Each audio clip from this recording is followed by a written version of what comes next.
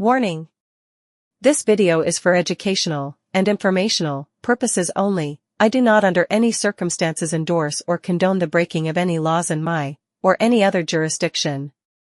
The contents of this video are in accordance with Governor Greg Abbott's Executive Order GA 56, along with guidance issued by the Texas Alcoholic Beverage Commission and the Texas Department of Human Services. Viewing beyond this point is a choice you have made, and you take responsibility for that choice. Thank you, and please have a great day. Hey, you guys! Hello and welcome to this video. I hope everyone's doing well, hope everyone's having fun, and I hope the universe is treating you fairly. You gotta forgive me, I have a ton of sinus strain. It's that time of year.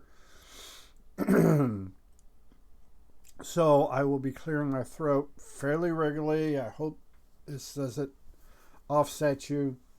Plus, runny nose. It is what it is. Today's video is a 420 friendly video. If that culture is not your thing, 420 friendly means it's friendly to cannabis and cannabis products. So if that's not your thing, that's cool. Click off this video, go watch something else. If you watch beyond this point and you get offended, that's on you, because I've already told you we're going to be discussing cannabis and cannabis products. So, with that being said, let's get into this video. The first part of this video is going to be on terms and things that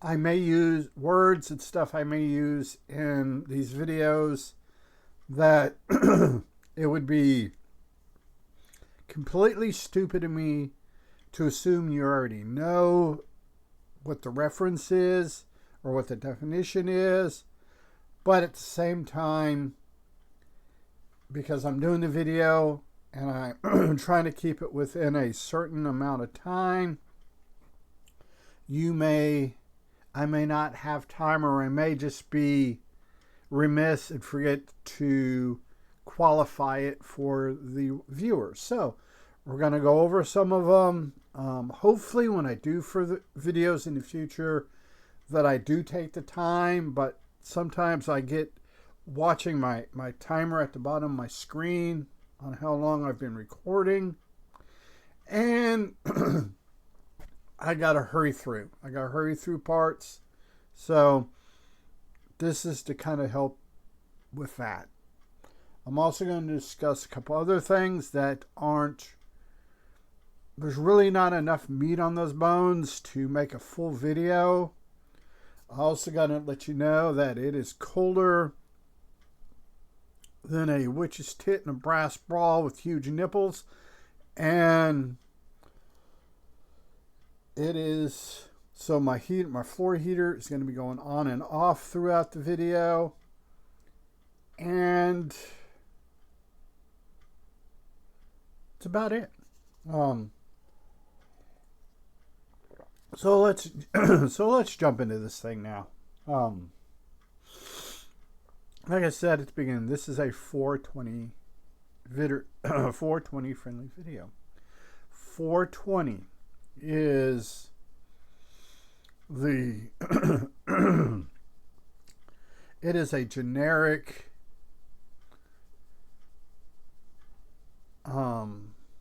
thing that stoners, for lack of a better term, use kind of as a qualifier or a prefix to kind of identify things, to set things out. So 420 friendly is denoting that this is a cannabis-friendly video.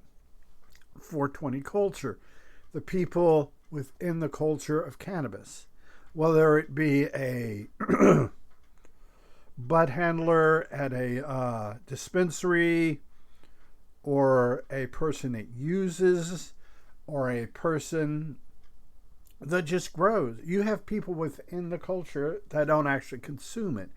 I know a lot of people at one of the places I like to hang out that's 420 friendly that just enjoy the company. They enjoy the dialogue. They enjoy talking about everything from,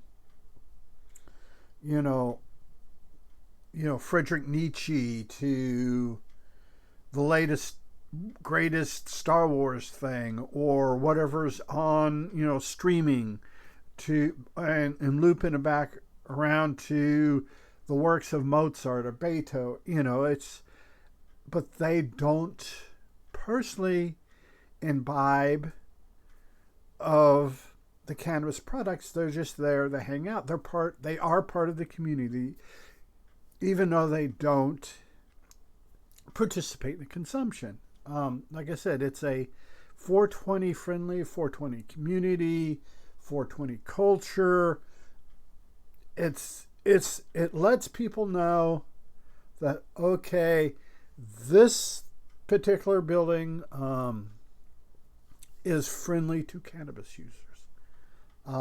Dispensary. Dispensary, when I was growing up as a kid, growing up adjacent to a military base, being a GI brat, a dispensary is where you went to the hospital, doctor saw you, prescribed things, you went to the dispensary and picked up your prescription. In the 420 culture, a dispensary is a place you go to buy legal cannabis products, whether it be oils, or flour, edibles, drinkables, whatever.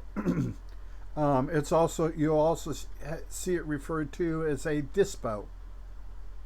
That was a new one to me. I came across that term about a year and a half ago, 18, 20 months ago. I was in the place where I buy my gummies. And there was somebody who transferred in from another college. They're at Sam Houston State working on their masters. And they referred to, we're talking about Texas not having a functional dispensary network.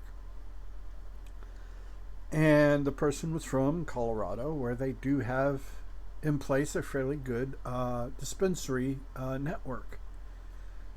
And he kept referring to dispos, and I was just, the first couple times I'm like, I think I know what he's talking about.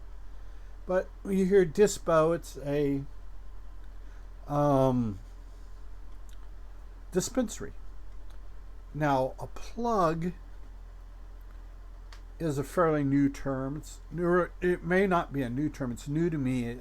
I've come across it probably the last 12 to 14 months. And a plug refers to somebody who deals in illegal cannabis, street dealers, stuff like that. You're just like the term street corner pharmacy. Same thing. Somebody who's on the illegal side of this. So yeah, that's a plug. Now we have things. You have things like loud. If someone refers to a cannabis, usually flower, that, wow, this is some loud cannabis, or this is some loud, this is some loud herb or loud ganja. And what they're talking about is it has a very, very strong smell, a very strong, pleasant smell, usually pleasant smell. It's just one of those things. It's just why, I don't know. It just to have a loud flower or loud bud or something like that. It has a lot of terpenes in it, which is where you get your flavor and your aromatic sense of the cannabis product. For the cannabis product, whether it is marijuana or hemp, you'll hear terms like flower, which I like the term flower. It took a while to grow on me because I grew up in the 80s and we called it weed. I like the term flower because it is accurate, because that is what you grind up and either make edibles, drinkables out of, you consume through combustion smoking or vaporized smoking. That's the part of the plant. You don't use the leaf, which when I was a little kid, you know, when you're in grade school and stuff, and they show you this stuff, and they show you the very iconic marijuana leaf, which which always confused me when I got up to where I was introduced to it and started to imbibe it in high school.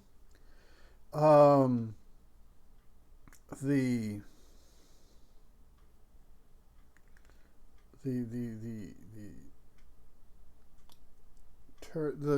just when you're used to calling it one thing, that something comes around. I'm not really calling it's the association of the leaf versus the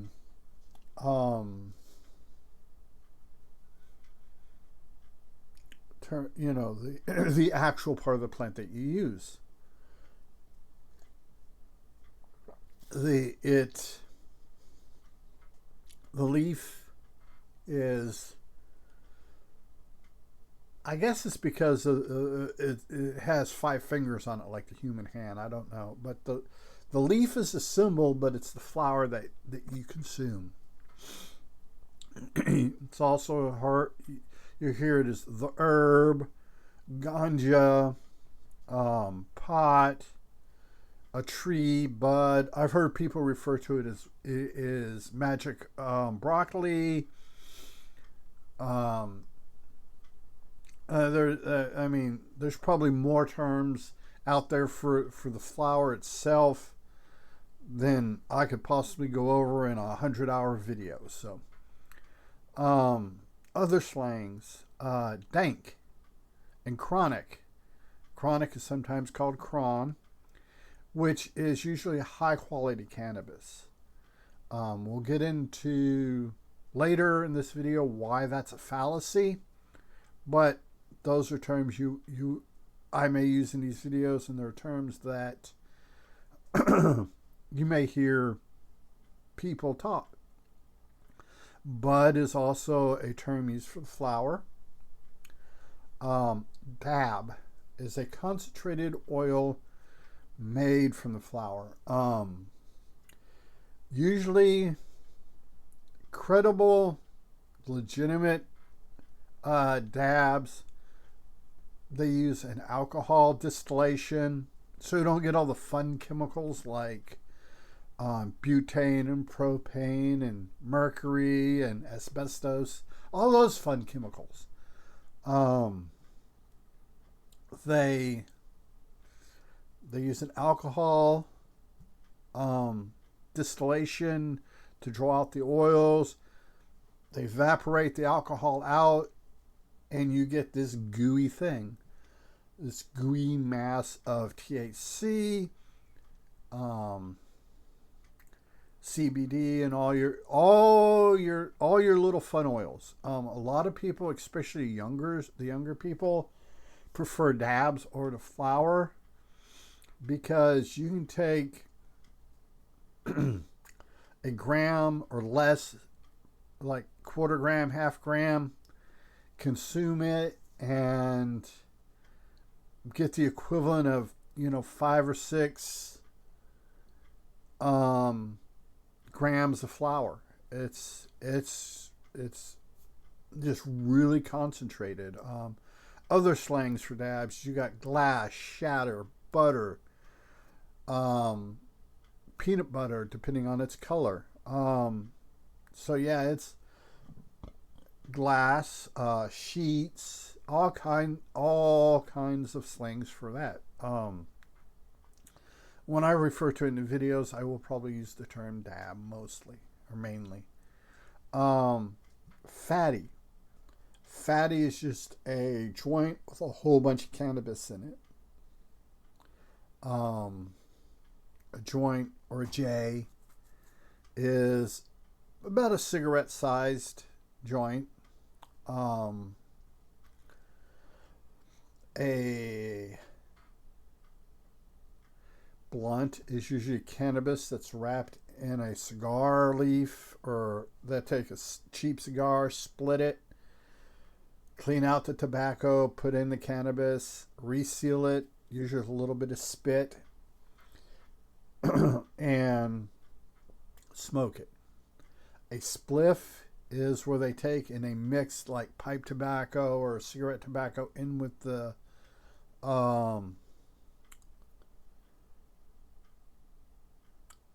cannabis, and they'll roll it as a J. A pinner is a very, very slender, very small joint. That's usually what people make when they get down and they're waiting for the reorder or waiting in states that have like medical. You can only buy so much cannabis and you have to wait a certain amount of time before you re-up. Usually, yeah, they're usually making pinners at that point because they're almost out. Now, this next one is kind of tricky. This one is definitely depending on where you are in the country or in the world. Bong or water pipe. A bong, generally where I'm at in the circles I run in, a bong is usually a water pipe that has that classic bong shape to it. If you don't know what it is, you can Google it and go to Google Images and you can see it. See what one looks like.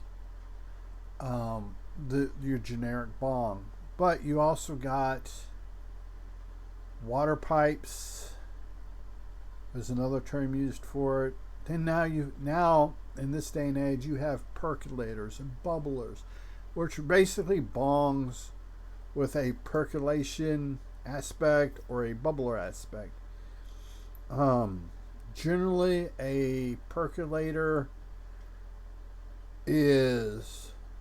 has like slits in it, whereas most of the time a bubbler will just have holes, and you draw your smoke down through the water or down through either your bubbler or your percolator. It goes into the water. What the percolator and the bubbler does, it diffuses the smoke into the water better. You get a more even concentration. So when you inhale and you pull the smoke out of the water or the vapor out of the water, A, it's cool. B, you got a more balanced, more uniform draw. So yeah, you got that. Piece is a generic term from everything from a pipe to a bong to a water pipe to a bubbler, a vape, whatever. It is just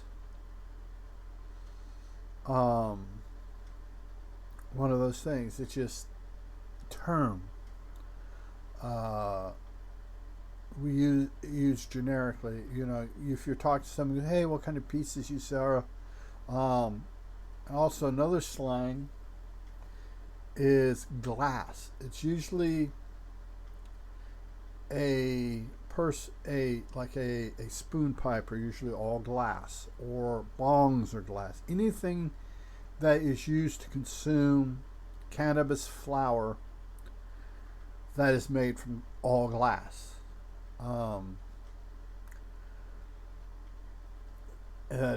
That's kind of that. Couldn't figure out how to end that particular train of thought. Now you have what's called a dugout. It's a two-chambered thing. Usually has a one-hitter pipe, which that name is self-explanatory. It is a pipe that has a just big enough bowl for one hit. And it usually comes in a dugout, which has the side for the pipe and the side for your cannabis.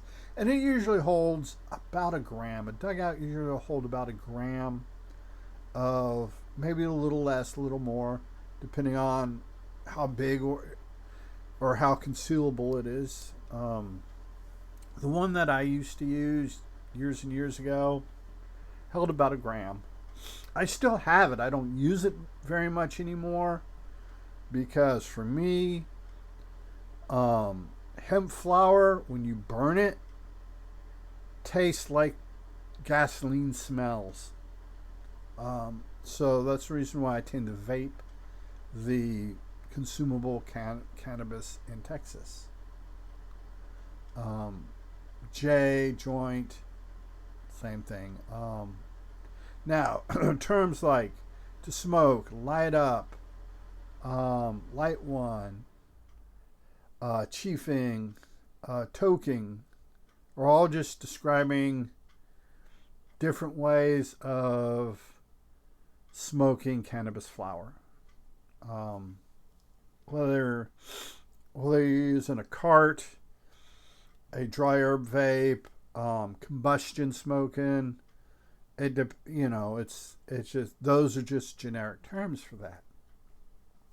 And those are some of the terms I'm going to be using in my videos. Now, one of the things we're going to look at is quality.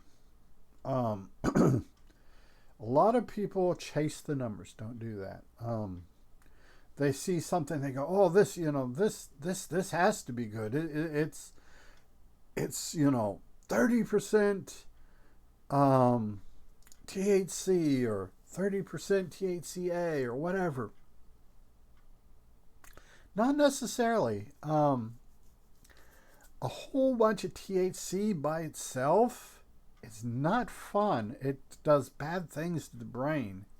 There's other cannabinoids in there that balance out the THC as you lift off. They keep things from going sideways. And there's been studies done recently with legalization of a lot of your cannabis products in America, that THC by itself tends to make people aggressive. Whereas when you have the THC and all the other cannabinoids all together, you get a more balanced high. And another thing, high amounts of THC, especially Delta 9 THC, may make people sick. It may upset your stomach. It may give you the runs, stuff like that. So something with a high THC thing may not. I mean, you're gonna pay for it regardless of what it does if you're chasing the numbers. And another thing is, I think 30% is the highest natural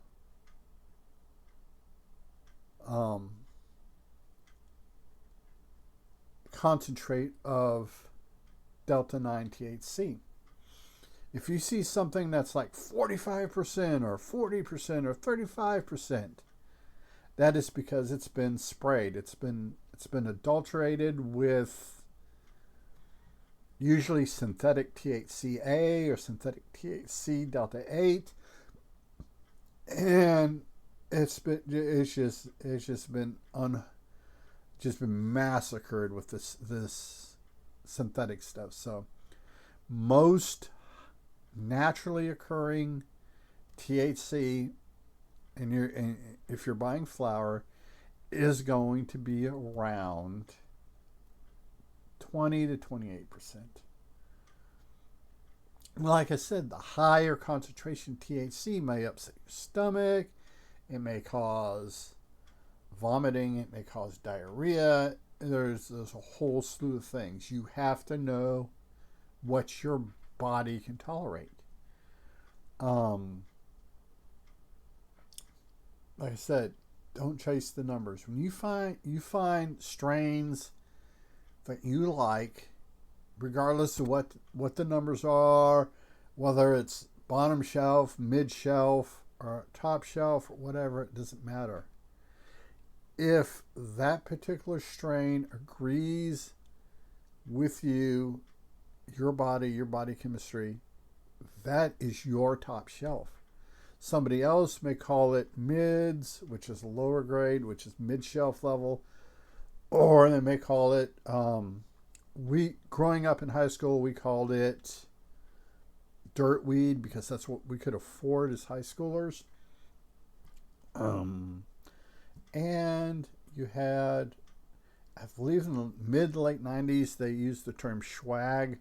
That's where it came around for low quality or inexpensive cannabis products. So I personally would recommend, if this is something you haven't done before, start with something low. Start with, something 15, 18%. And go, okay, this is what it did. This is what I like. This is what I didn't like. Does what I didn't like outweigh what I like? Do I need to move up or what have you? Another thing that this happens in the head shops around this area is you'll get a strain that grows really slow. It takes a while to produce flower, and it takes, like I said, it takes forever to do, and it doesn't produce very many flowers. It may only be 21, 22% THC, but they're going to put it top shelf because they got to recoup the money from the time and materials, fertilizers, whatever they spent growing it. You also refer to top shelf stuff as dro or hydro, even though a large majority of it is not grown hydroponically. It's just, that's dro or hydro back late 80s, early 90s referred to stuff that was specifically hydroponically grown, but now it is just a catch-all term for what people consider top shelf.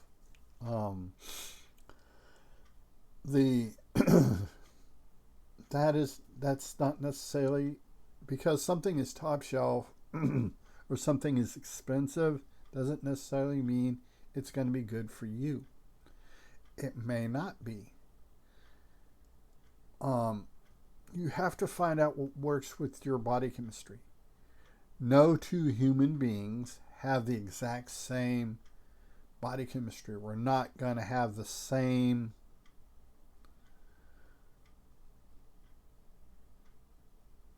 tolerances. We're not going to have the same things. There is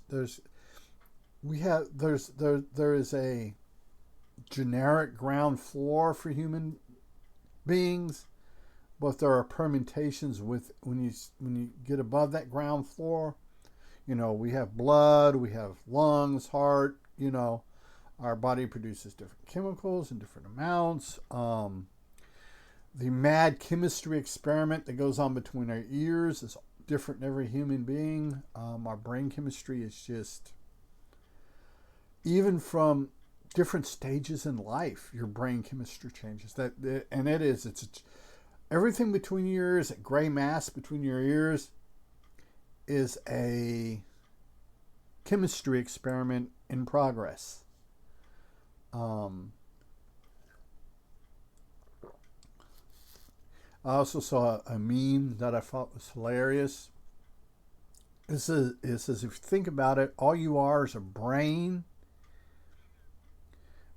piloting a mech, a mech made out of bone with meat armor.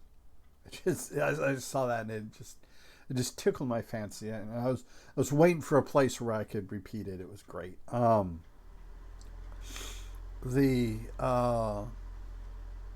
I said, you've got to learn what's your chemistry, what your body can take, what your body can't take.